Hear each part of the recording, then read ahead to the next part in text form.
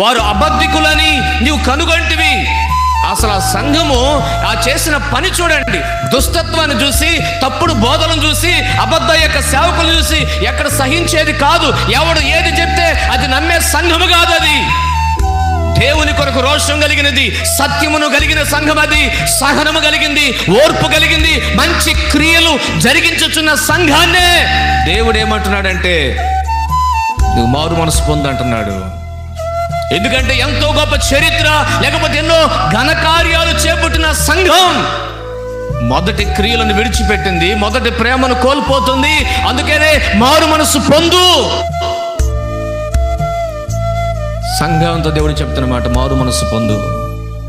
లోకములో ఉన్నటువంటి పాపములను వారితో కాదు ఈ మాట అంటుంది, సంఘముతోనే చెప్తున్నాడు.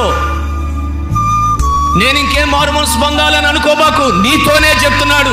భక్తి చేస్తే నీకు, దేవుని ఎదుకు వస్తున్న నీకు, ప్రార్థన చేస్తే నీవు, పాటలు పాడే నీవు, వాక్యం వినే నీవు, బల తీసుకునే నీవు మారు మనసు పొందు.